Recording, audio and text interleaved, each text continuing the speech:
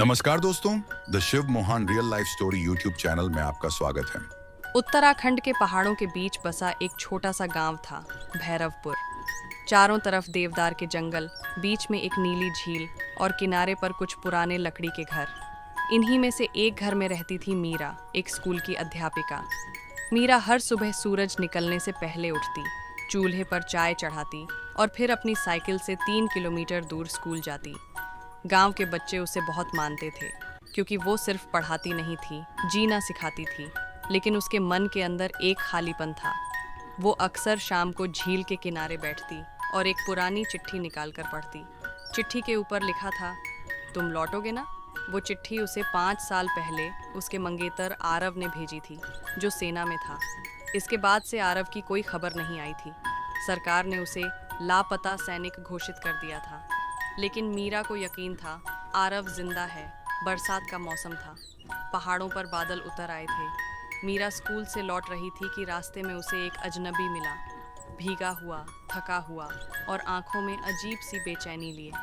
उसने सिर्फ इतना कहा, भैरवपुर का डाकघर कहाँ है। मीरा ने रास्ता बताया और आगे बढ़ गई। लेकिन उस अजनबी के जाने के बाद उसे कुछ अजीब महसूस हुआ, जैसे उसने वो आवाज़ पहले सुनी हो।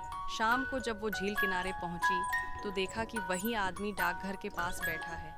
उसके हाथ में एक पुराना थैला था, फटा हुआ लेकिन बहुत संभाल कर रखा गया। मीरा ने पूछा, आप यहाँ नए हैं?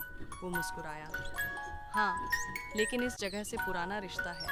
अगली सुबह गांव में खबर फैली कि डाकघर में पुराने समय की कुछ चिट्ठियाँ मिली हैं, जो कभी पहुँची ही नहीं थी। गांव के लोग भीड़ में देखने आए। डाकिया ने बताया, शायद बर्फबारी में रास्ता बंद हो गया था, इसलिए कुछ डाक नहीं पहुंच सकी। मीरा का दिल जोर जोर से धड़कने लगा। उसने उस थैले में झांका और एक लिफाफा दिखा, जिस पर लिखा था, मीरा के नाम। आरव उसके हाथ कांप उठे। उसने कांपते हुए चिट्ठी खोली। मीरा, अगर ये चिट्ठी तुम्हें मिले तो समझना मैं जिंदा हूँ। मैं लौटूंगा, बस थोड़ी देर है। अगर लौट ना सकूँ तो झील के किनारे बैठकर आसमान देखना, वहीं मैं रहूंगा। मीरा की आंखों से आंसू बह निकले। उसने ऊपर देखा, वही अजनबी, वही थैला। अब वो उसके सामने खड़ा था। मीरा बोली, आप कौन हैं? वो बोला, मैं आरव का साथी था। वो तुम्हारा नाम आखिरी सांस तक ले रहा था, लेकिन ये चिट्ठी तुम्हें जरूर पहुंचाने को कहा था। मैंने वादा निभाया।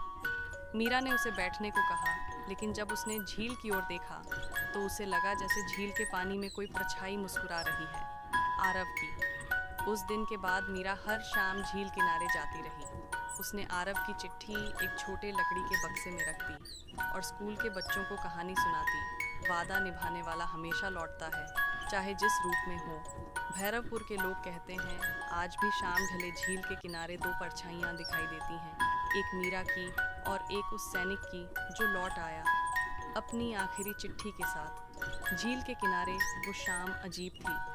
आसमान धुंधला था, लेकिन पानी में जैसे किसी ने दीपक जला रखा हो। मीरा उसी जगह बैठी थी जहां आरव बैठा करता था, और उसके पास वही अजनबी, वीर, जो खुद को आरव का साथी बताता था। मीरा की आंखें अब भी भीगी थीं। उसने धीरे से पूछा, आपको ये चिट्ठी अब मिली, या इतने साल बाद क्यों लाई? वीर ने गहरी सांस ली और कहा, क्योंकि ये सिर्फ चिट्ठी नहीं थी, इसमें एक राज था।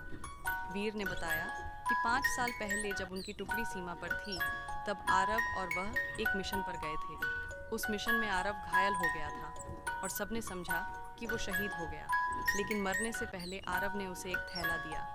इसमें सिर्फ एक चिट्ठी नहीं है, एक सच भी है। सही वक्त आने पर देना। वीर उस समय खुद भी बुरी तरह घायल हुआ और महीनों तक अस्पताल में रहा। जब ठीक हुआ तो पता चला कि फाइलों में आरव का नाम लापता लिखा जा चुका था। वो तब से उस थैले को संभालता रहा, लेकिन सही वक्त का इंतजार करता रहा। मीरा ने चौंक कर पूछा, सच? कौन सा सच? वीर ने थैले से एक और लिफाफा निकाला, जिस पर लिखा था, अगर मैं न लौटूं, मीरा को ये दिखाना। मीरा के हाथ कांप उठे। उसने लिफाफा खोला।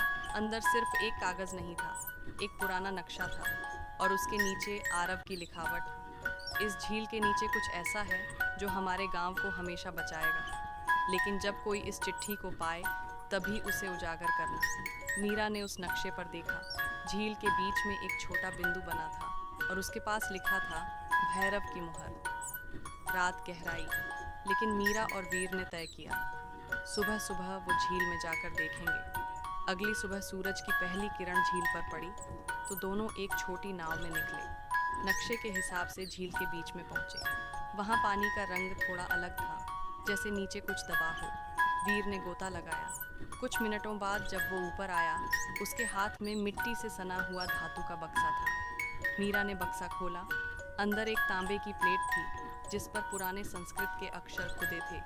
वीर ने पढ़ा, यह है भैरवपुर की रक्षा की शपथ। जब तक इसके नाम पर सच्चा प्रेम जीवित है, इस गांव को कोई नष्ट नहीं कर सकता। उस दिन के बाद से गांव में जैसे नई जान आ गई। झील का पानी और साफ हो गया, खेतों में हरियाली लौट आई और लोग कहते थे आरव ने अपने प्रेम से गांव की रक्षा की।